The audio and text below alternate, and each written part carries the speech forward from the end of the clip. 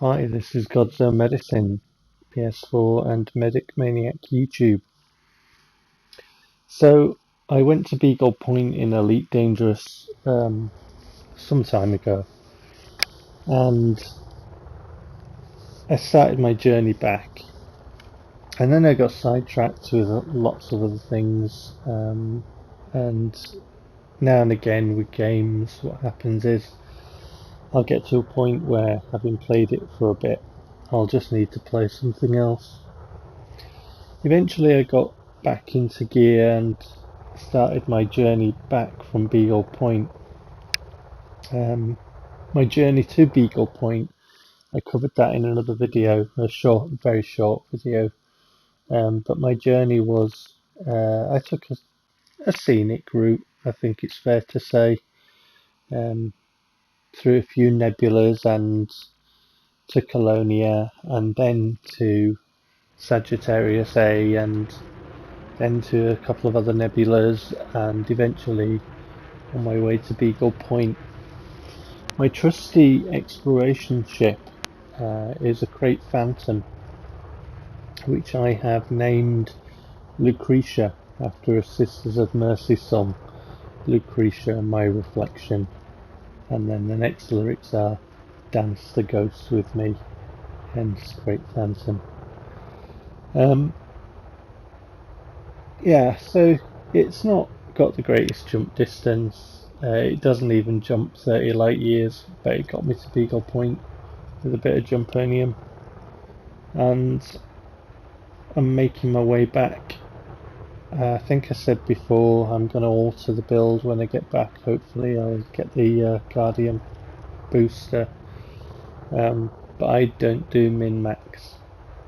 Anyway, all build talk aside, because this is just to do with my journey back, really, and it's like I've not bothered going straight back again. Being me, I've just decided to, go different places. Been to a nebula. I think I've got a couple of others on the way. If I decide to have a look in there, and I might do. But these are some of the things and some of the sights that I've seen on my journey back so far. I've done a couple of planetary landings,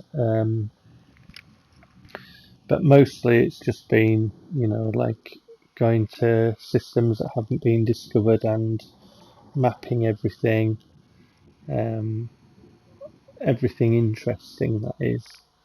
And, I've happened upon quite a lot of these notable stellar phenomena.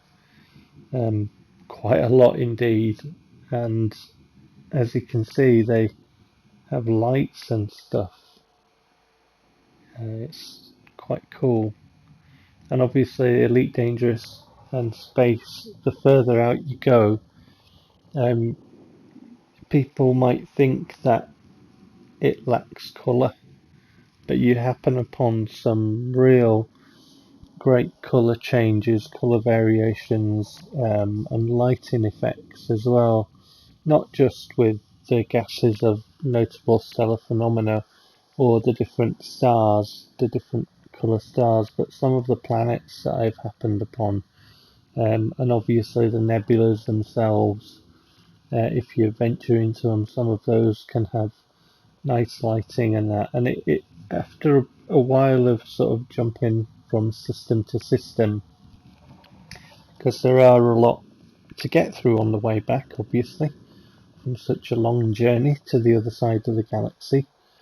It does tend to break up the the darkness of space, and it can be a really nice change to have some lush colours and nice lighting as well. So kudos to the guys at Frontier, the guys and gals at Frontier, and they've put a lot of effort into this game. I think so. I think they've put a lot of effort into it, and I'm really looking forward to future updates for Elite Dangerous, because Elite has a very, very special place in my heart. Back in the day when I was younger, my home life wasn't that great. I think it's fair to say. And I spent a lot of time by myself, and I'd lose myself in games because outside of that there was a lot of unpleasantness. And Elite Dangerous was the very first open world video game, well, computer game as it was back then. We had a Commodore 64, and that found its way to stay in my bedroom, mine. and I used to save my dinner money because we didn't get pocket money, so I used to go hungry and save my dinner money. And I used to buy games that way sometimes. But somehow I'd got, I think Elite Dangerous was £15 back in the day, and needed a trip to Leeds, where I lived at the time, and I bought the game, and it had a book with it, The Dark Wheel. I remember that. I think my brother's got that at the moment, wherever he is. He's got that, or he had it last time around, because I left it there when I left, unfortunately for me. But yeah, I lost myself in Elite Dangerous, and obviously it doesn't have a story, and I think that's one of the beautiful things about the video game. I think it's very magical for me, insofar as it really lit up my imagination. There's a particular time I was taken off the normal timetable for school because I got ill and I had to miss quite a bit of school for varying reasons. And at the time my sister had a very bad accident as well, and she was in the hospital, and it was just not a very pleasant time. And I got taken off a normal timetable, so I had to sit in like upper school lounge and do kind of catch-up work for exams. And I remember writing a story about space and stuff, and inspired by Elite. And it was just like one of those really memorable occasions where the work that David Braben and Ian Bell at the time had done on the different versions of Elite Dangerous had found its way into my life, and it was just a really sort of really memorable moment for me. I can still vividly remember out of the window of a bus school lounge while I was writing this story, and I used to imagine all kinds of stories about Elite. And when I moved away and I was buying my own consoles and everything, all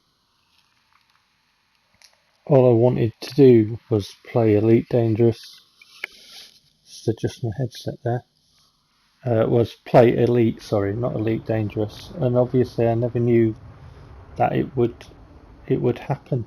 I never knew that in the future that it would happen. I always felt that was it for me, because we never had the 16-bit computers, the Amiga or the Atari ST. It was just the 8-bit Commodore 64 for us, and my memories of that game. But yeah, here we are with Elite Dangerous, and looking forward to Odyssey. So if the guys at Frontier happen to see this video, then know that you've kind of made my how can I put it, not my day, because it's, I mean, I had a Atari Jaguar, but I was unfortunate enough to buy one of those. And Nintendo 64 was my next console. So all that time, I've just hoped that I could be able to play Elite and have that, back in my gaming sort of life again, because it was such I'm gonna call it a place to go for me. It was a place to be. I remember making a spaceship on my bed and turning that into the spaceship as I played on my black and white telly in my bedroom. I remember that. Yeah, it's a very inspiring game, and Elite is a lot of things for people. I know that video games and music and lots of things, they affect people personally. And obviously, in my little tale today about Elite is, the personal effect it's had on me and my life. And it's been a great place to escape to. Um, yeah, and it's just a really relaxing video game, um, with great atmosphere. I love the sound effects as well. I think you guys at Frontier have done an absolutely magnificent job, and yeah, you've made this bloke very happy, very very happy. I absolutely love this game. Elite is my favourite game ever, just ever. It just is, and that's it for me. Video game wise, this tops a lot, absolutely. So thank you very much, and yeah, this is just some of my footage and some of my pictures that I've taken. I've got quite a bit more, as you might gather, and there's a lot more to come because I haven't finished wandering space yet in the game. There's lots of things for me to do when I get back. I haven't even got my own fleet carrier yet, but that's coming. And then there'll be everything that Odyssey brings. So there's a lot of gaming for me in Elite Dangerous, and then obviously it'll be carried on to next gen as well. So thanks for watching, and yeah, you guys at Frontier, carry on, Commanders. 07.